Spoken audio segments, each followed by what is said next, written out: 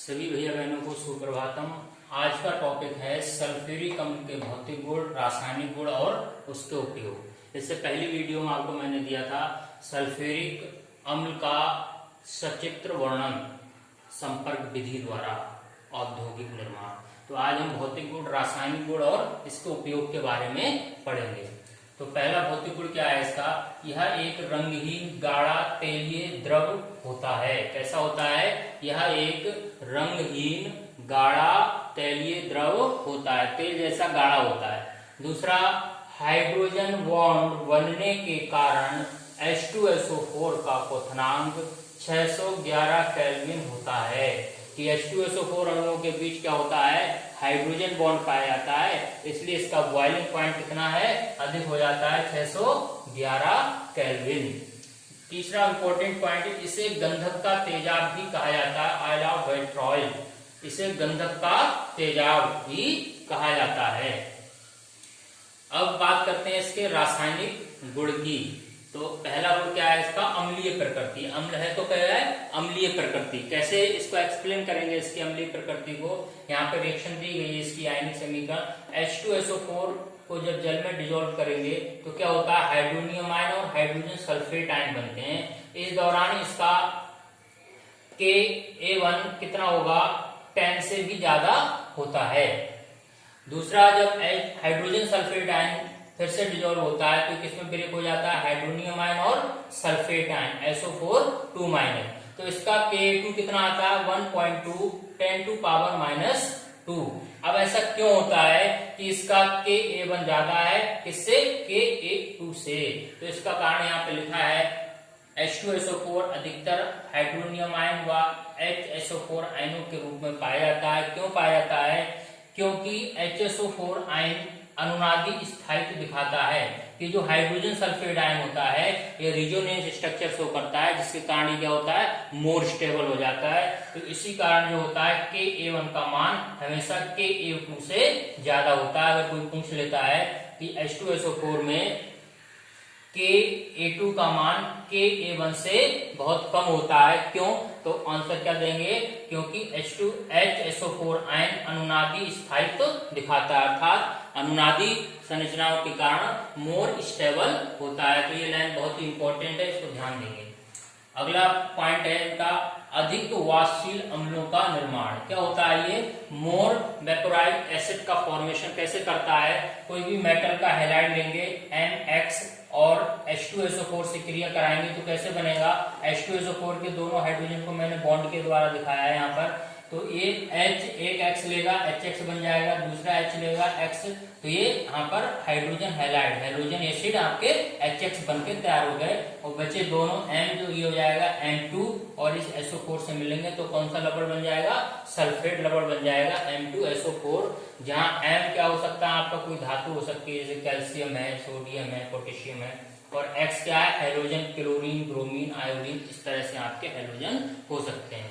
जैसा हाइड्रोजन लेंगे वैसा ही उसका हाइड्रोजन अम्ल बनेगा। तीसरा इंपॉर्टेंट रासायनिक प्रॉपर्टी क्या है? निर्जलीकरण, डिहाइड्रेशन तथा पानी। तो यहाँ पे एक रिएक्शन दी है मैंने, फार्मिक एसिड। क्या है ये? फार्मिक एसिड HCOOH, फार्मिक अम्ल सांद्र H2SO4 के साथ जब हम इसको गर्म करेंगे तो क्या प्राप्त होगा? यहाँ से वाटर और कार्बन मोनोऑक्साइड बनेगी। कैसे बनेगी? यहाँ से ये हाइड्रोजन लिया और उसका OH पार्ट ले लिया तो ये क्या बन गया? H2O, और बचा क्या है यहाँ पर? CO। दूसरा यहाँ पर उदाहरण लिया है, दूसरा उदाहरण क्या लिया है यहाँ पर? ऑक्जेलिक एसिड का। तो ऑक्जेलिक एसिड का सूत्र होता है COOH सिंगल बॉन्ड COOH।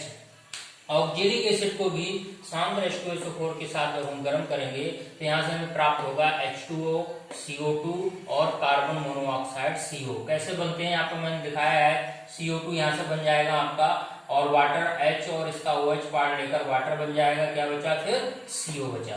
तो ये ऑक्जेलिक एसिड को, और बहुत ही इंपॉर्टेंट बात यहाँ पर चीनी की गई है, सुक्रोज, जैसे C12H22O11। अगर चीनी में हम कंसंट्रेट H2SO4 मिला दें तो ये क्या हो जाता है? जलकर राख बन जाता है, कोयला बन जाता है। इसका देखो यहाँ पर रिएक्शन दी है मैंने, C12H22O11 सांद्र H2SO4 के साथ क्या बनाया?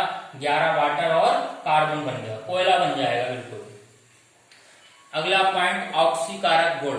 H2SO4 प्रबल ऑक्सीकारक होता है। क्यों होता है? क्योंकि ये विघटित होकर सरलता से नवजात ऑक्सीजन देता है। यहाँ पर कुछ ऑक्सीकारक गुणों का वर्णन किया है। जैसे कॉपर धातु से इसकी क्रिया कराएंगे तो Cu और SO4 मिलकर कॉपर सल्फेट बन जाएगा, और यहाँ से आपका दूसरा जो ये दो अणु लेंगे यहाँ पर H2SO4 के, एक से ये बन गया, और दूसरा क्या है, यहाँ से आपका सल्फर डाइऑक्साइड गैस निकलेगी और वाटर का निर्माण होगा। तो कॉपर का किसमें ऑक्सीडेशन कर दिया इसने? कॉपर सल्फेट में। कॉपर की यहाँ पे ऑक्सीडेशन नंबर 0 और कॉपर सल्फेट में देखेंगे तो +2। तो इट मींस कॉपर का कॉपर सल्फेट में क्या हुआ? ऑक्सीडेशन। दो अणु लेंगे H2SO4, सामने H2SO4। इसी प्रकार सामने H2SO4 की क्रिया सल्फर से कराओगे तो ये सल्फर को किसमें ऑक्सीडाइज कर देगा? सल्फर को कर देगा सल्फर डाइऑक्साइड में, सल्फर डाइऑक्साइड में, और प्लस क्या बनेगा आपका? वाटर बनेगा। इसी प्रकार कार्बन के साथ इसकी क्रिया कराओगे तो कार्बन को किसमें ऑक्सीडाइज कर देगा? ये CO2 में। कार्बन को किसमें ऑक्सीडाइज कर देगा? CO2 में, और खुद किसमें अपघटित हो जाएगा? सल्फर डाइऑक्साइड और वाटर में, सल्फर डाइऑक्साइड और वाटर में। तो ये इसके सल्फ्यूरिक अम्ल के ऑक्सीकारक गुण।